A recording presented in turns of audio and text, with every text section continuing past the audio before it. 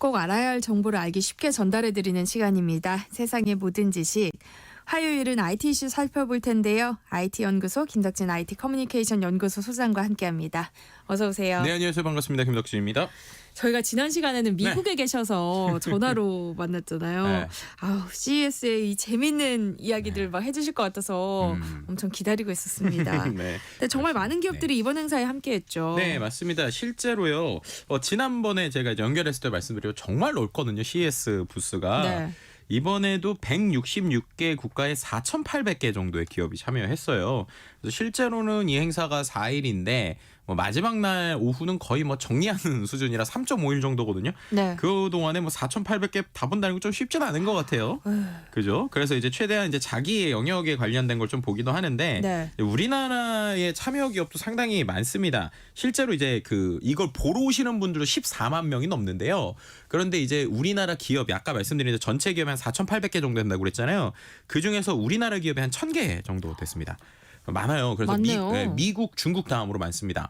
그래서 이거를 가지고 어떤 분들은 아니 왜 이렇게 우리나라 한국 기업 많이 나가 이러시는 분도 있고 이런 여러 가지 왈가왈부가 있는데 제 관점으로 좀 생각하면은 분명히 좀 어느 정도 좀 많은 건 사실이긴 한데요.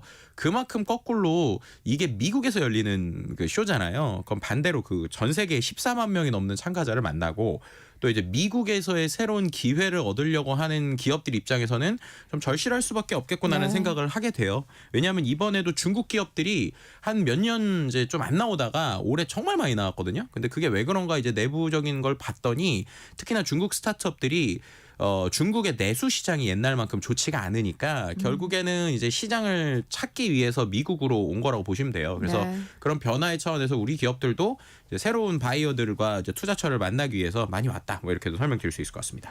CES가 끝나고 여러 평가가 나오더라고요. 네. 수장님은 아무래도 AI 관점에서 이 쇼를 보셨을 텐데 그 관점에서 이번 CES 총평을 하신다면요? 네, 한 줄로 한번 총평을 해보면요. AI 혁신의 구체화. 시나리오를 현실로 만든 CES 2025 이렇게 말씀드리고 싶습니다. 그러니까 AI 기술이 급격히 발전하면서 그간의 기업들이 한 10년 정도 시나리오로만 이렇게 될 거예요 이야기했던 비전들이요. 실제로 제품으로 나오고 그 제품도 이제 테스트 버전 제품이 아니라 실제로 살 수 있는 상용화 제품들이 좀 나오고 있다는 게 놀라운 것 같고 네. 서비스로도 구체화되는 시대가 열리고 있구나 이렇게 볼 수 있을 것 같습니다. 시나리오가 현실이 됐다는 말씀이신데 구체적으로 어떻게요? 일단은 이번 CES를 보신 분들이 좀 평이 나뉘어요. 어떤 분들은 막 새롭다 이런 분들도 있고 어떤 분들은 작년하고 비슷한데 놀라울 게 없는데 이런 분들이 많습니다. 이제 그럴 수밖에 없는 이유가 일단은 키워드를 중심으로 보면 완전히 새로운 건 없어요. 예를 들면 LG에서 이번에 이제 공감지능 이래가지고 AI를 이제 우리가 artificial이 아니라 affectionate 그렇게 해가지고 이제 공감지능이라고 얘기를 했거든요. 근데 이 키워드가 작년에 실은 나왔던 거예요. 그래서 2024년에도 공감지능 얘기를 했고 올해도 공감지능 얘기를 했고요. 삼성에서도 홈 AI라고 그래서 집안에 AI가 들어온다는 건데 이거는 이미 한 10년 전부터 계속적으로 이야기했던 이야기예요. 그리고 또 소니랑 혼다가 같이 합작으로 자동차를 내놓겠다. 아필라라는 게 나왔는데 이것도 2023년부터 계속 얘기가 나왔던 거고 도요타가 또 이제 언론에서 많이 나왔지만 우븐시티라고 그래서 뭔가 새로운 개념의 스마트 시티를 한다 이런 것도 나왔거든요. 근데 이게 실은 CES에서 2019년에 이미 선보였었던 개념이에요. 그리고 이제 존디어 이제 우리가 알고 있는 농업을 하는 회사가 자율 트랙터도 내고 뭐도 내고 이런 것들 이것도 2019년부터 이제 나왔던 키워드거든요. 그래서 뭔가 이제 제 입장에서 볼 때는 아니면 계속 CES 보신 분들 입장에서는 새로운 거 없는 거 아니야라고 느낄 수 있는데 네. 달라진 건 하나입니다.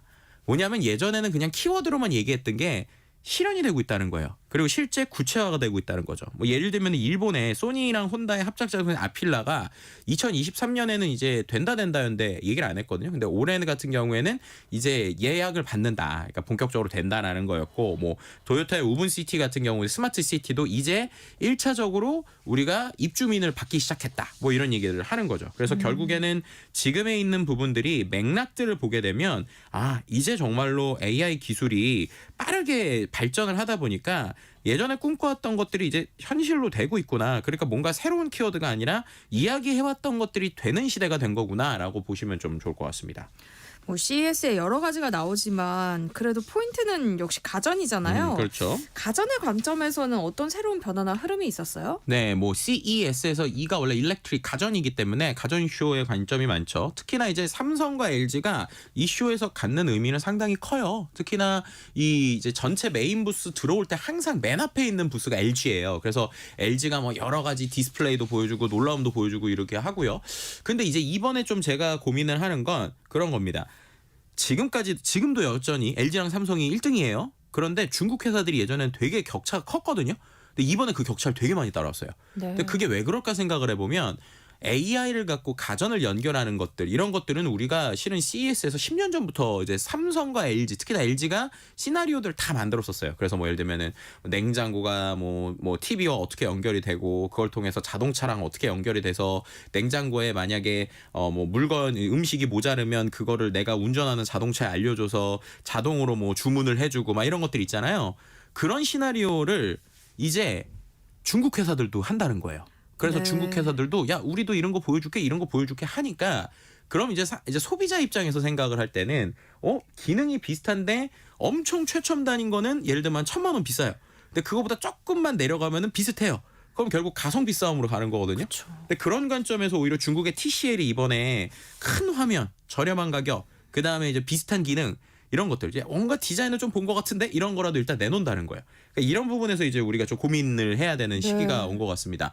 그래서 이제 우리나라 기업들 특히나 이제 LG나 삼성 같은 경우가 이제 그 다음에 또 한 번 놀라움을 주려면 이제 이전에 없던 완전히 새로운 시나리오를 보여주거나 아니면은 이제 지금 그들이 다 자기네의 우군을 모으고 있거든요. 쉽게 말하면 예를 들면 삼성 같은 경우 스마트 싱스라고 그래서 수많은 기기들이 다 연결이 되는데 그런 게 꼭 자기네 회사 게 아니라 다른 회사 것도 다 연결을 시키고 LG도 비슷하게 이제 그러한 스마트 가전에 대한 얘기를 하는데 그럼 그런 거를 합쳐서 우리에게 어떤 가치를 줄 거냐라고 하는 정말 이제 사람들이 볼 때 와 놀랍다라고 할 수 있는 이러한 것들을 보여주거나 아니면은 정말로 이 쇼에서 물리적으로 사람들이 감동 먹을 수 있는 그러니까는 LG가 항상 그런 걸 잘 보여주긴 했는데 네. 지금 올해 같은 경우는 와 신기하다 그냥 압도는 안 됐어요. 왜 압도가 안 됐냐면 그 라스베가스에 스피어라고 하는 공간이 생겼거든요. 근데 그 스피어가 정말 말도 안 되는 그 공연장입니다. 한 18,000명 정도 들어가는 공연장인데 그 안에 그냥 전체가 우리로 치면 아이맥스처럼 스크린으로 다 돼 있어요.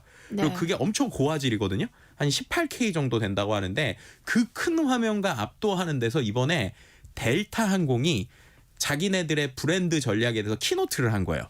그래서 제가 보는데 어땠냐면 실제로 비행기가 저한테 막 다가오고 있고 막 날아가는 것 같은 느낌도 나고 그 화면 전체가 몰입감을 엄청나게 줬거든요. 그래서 실제로 델타가 보여준 기술은 그렇게 놀라운 게 없었는데 거기서 하고 영상을 보는 것만으로 브랜드가 엄청나게 인지가 되는 거예요. 그래서 네. 와 델타 좋구나 이렇게 인지가 됐었던 경험이 있거든요. 그래서 차라리 삼성과 LG도 이러한 컨셉에 대한 거 새로운 걸 주든지 아니면 이런 몰입감을 주면서 브랜드 인지도를 좀 높이든지 네. 이런 또 다른 전략이 좀 필요한 시기가 됐다. 뭐 이렇게 좀 총평할 수 있을 것 같습니다.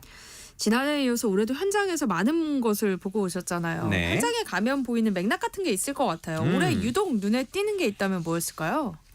구글이 빠진 자리에 엔비디아가 들어왔다 이런 얘기를 드리고 싶어요. 네. 이게 무슨 말이냐면 CES라는 쇼가 요즘 뭐 IT도 많이 하고 그러니까 구글이 언제나 나오는 거 아니야 이렇게 생각하실 수 있거든요. 근데 실제로 이 쇼는 원래 가전 쇼에 가까웠었고요. 구글이 직접적으로 참여는 2018년부터였어요. 근데 왜 참여했느냐? 앞서 말씀드린 대로 뭐 스마트 가전기기 연결하는 거 이런 거에서 구글이 AI 스피커 냈었잖아요. 그 스피커랑 여러 가지 가전기기들 뭐 예를 들면 냉장고랑 구글이 연결되고 이런 걸 보여주려고 항상 이 CES 메인 부스 앞에 야외 공간이 있거든요. 거기다 엄청나게 크게 구글이 2018년부터 계속 부스를 놨었어요. 네. 그리고 어느 수준이었냐면 그 안에 가면 무슨 우리 놀이동산에서 타는 이런 기차 같은 거 있잖아요. 그 기차가 있어요. 그래서 그 기차를 타면 구글이 뭐 예를 들면은 시나리오를 갖고 미국 사람인데 뭐 프랑스에 있는 셰프를 만나서 불어로 얘기를 못하니까 AI 스피커한테 얘기하면 자동으로 번역을 해주고 막 그걸 통해서 주문을 해주고 막 이런 것들을 재미있게 볼 수 있는 걸 많이 했거든요. 그래서 이 구글이 상당히 중요한 위치를 차지하고 있었는데 그 구글이 빠졌어요. 이번에 안 나왔습니다. 그러니까 정확하게 말하면 구글이 일부 자동차에서 이제 본인의 자회사가 나오긴 했지만 구글이라는 이름을 달고 크게 나왔던 이 스마트홈 쪽에서 빠져버렸어요.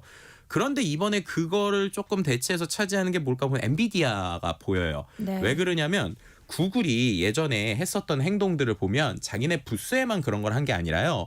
이 파견으로 여러 회사들한테 뭘 보냈냐면 파트너십이라는 걸 이제 보냈어요. 예를 들면 이런 거죠. 구글이 아까 말씀드린 대로 뭐 심지어 막 물 끓이는 이러한 주전자에도 막 구글의 AI 연결하고 막 그랬거든요. 물 끓이는 주전자 하는 회사에 가면 구글 직원이 서 있어요. 그래서 뭐라고 하냐면 여기는 우리랑 파트너십 맺는데요. 그래서 구글을 설명했거든요. 근데 이번에 엔비디아가 보면 엔비디아 부스에만 그런 사람들이 있는 게 아니라 뭐 로봇 만드는데 공장 만드는 데에 파트너 미드 엔비디아라고 써 있고 엔비디아 직원들이 있어요. 네. 마치 구글이 그렇게 했던 것처럼. 그래서 이게 왜 그럴까라고 생각해 보면 결국에는 엔비디아가 가지고 있는 기술들이요. 이번에도 여러 가지가 있기 때문에 나중에 한번 자세히 설명할 기회가 있을 것 같은데 엔비디아의 기술이 쉽게 말하면 이 로봇 만드는 회사들이나 기계 만드는 회사들한테 가운데 핵심 엔진을 빌려주거나 만들 수 있게 하는 걸 제공한 거예요. 네. 그럼 이제 그거를 가지고 딱 겹쳐가지고 만들기만 하면 되잖아요. 그런 변화가 있으니까 이제 파트너들을 막 모으고 있는 거예요. 그래서 지금 엔비디아의 흐름이 마치 초창기에 구글이나 아마존이 이 스마트폰 시장 혹은 스마트 홈 시장에 자기네들이 플랫폼으로 다 차지하려는 그런 전략이 좀 보이고 있어서 이 부분에 있어서도 우리 기업들도 좀 촉각을 곤두세워야 되지 않을까 이런 생각이 좀 들었습니다. 작년 한 해는 그야말로 챗 GPT 열풍이었잖아요. 네. 뭔가 챗 GPT 같은 생성형 AI가 구체적으로 활용되는 모습을 보여준 것도 있었나요? 제일 큰 게 제가 이것 때문에 지금 이거 끼고 왔는데 이 안경입니다. 안경. 네, 제가 지금 이 끼고 있는 이 안경 있잖아요. 저 그냥 네. 계속 소장님이 안경 네. 바꾸셨구나 이러면서 보고 네네네네. 있었어요. 이 안경에 AI가 지금 들어가 있는 거죠. 그래서 네. 뭐 예전에도 제가 한번 보여드렸지만 요 누르면 이렇게 사진 찍히고 막 그렇거든요. 근데 이게 중요한 게 지금 보시는 것처럼 완전히 가볍고 패셔너블하게 바뀌었잖아요. 실제로 이게 가벼워요. 그 일반 안경하고 거의 차이가 없어요. 그래서 제가 이번에 일반 안경처럼 쓰려고 사왔는데 이게 이제 작년에 메타에서 냈었던 레이벤 컨셉인데요. 올해 보니까 중국 기업들이 이것보다 더 가벼운 실제로 쓸만한 한 20만 원대 이하의 이런 식의 AI 글래스들 다 냈어요. 근데 그게 이제 어떻게 되냐면 이게 지금은 저는 얘를 영어로만 대화가 되거든요. 근데 여기다가 이제 챗GPT를 연결해서 한국어로 대화를 하게 한다든지 아니면 AI 칩을 활용해가지고 얘가 통역이 되게 한다든지 이런 게 있었고요. 제일 놀라운 것 중에 하나는 이건 아직 출시는 안 된 건데 이 안경 R도 이제 그 안에다가 액정을 넣어가지고 예를 들면 제가 말을 하고 있잖아요. 외국 사람과 네. 얘기를 하고 있으면 이 사람이 얘기한 게 번역으로 유리 아래 떠요. 네, 그럼 그걸 보면서 대화를 하는 거예요. 혹은 이제 이 이어폰도 있었는데 그 이어폰에 자체 AI가 들어가 있어서 통화를 하면 왼쪽에서는 외국어가 나오고 오른쪽에서는 번역되는 게 나와요. 그래서 그런 것들도 있었고 또 한 가지는 이제 우리가 나이가 들수록 또 귀가 또 이렇게 안 좋아지시는 분들이 많은데 보청기를 끼면 또 좀 창피하잖아요. 그래서 이런 안경을 끼면 이거 자체가 어떻게 해주냐면 요 뒤에 이제 골전도 이어폰이라고 그래서 실제로 제가 귀에다 꼽지 않아도 이 안경대 쪽에서 스피커가 좀 달려 있거든요. 그래서 저만 들릴 정도로 소리를 내줘요. 그럼 얘가 뭐 해주는 거냐? 이 앞쪽에 카메라나 아니면 화면에 보는 쪽에 마이크 센서가 있어요. 그러면 예를 들면 맞은편에 있는 사람이 작게 얘기를 하잖아요. 그러면 제 귀에다가 그걸 크게 들려주는 거예요. 네. 그러면 이제 보청기를 끼지 않고도 실제로 안경 같은 거 끼면서 볼 수 있잖아요. 그래서 이런 식으로 실제로 AI들이 우리가 말하는 이 스마트폰 외에도 다양한 형태로 좀 들어가고 있고 그런 변화들이 지금 나오고 있는 상황이다. 뭐 이렇게 말씀드릴 수도 있을 것 같습니다. 와, 그냥 패션 안경인 줄 알았어요. 볼 때는. 그러니까요. 이번에 네. 또 선글라스처럼도 되고요. AI 분야에서 눈에 띈 국내 기업들은 없었어요. 네, 국내 기업들 이야기도 좀 해야 될 것 같은데 왜냐하면 우리가 지금 제가 하드웨어 얘기도 했지만 네. 소프트웨어 영역에서도 좀 챗 GPT랑 좀 치열하게 경쟁을 하고 있잖아요. 그럼 그런 상황에서 좀 내가 챗 GPT가 못 된다면 빈틈을 찾을 수 있는 것이 아닌가라는 회사들이 좀 나왔어요. 제일 대표적으로 이제 우리나라 스타트업들이나 우리나라 기업들 몇 개를 좀 소개를 드리면 영림원 소프트웨어 랩이라는 회사가 있었거든요.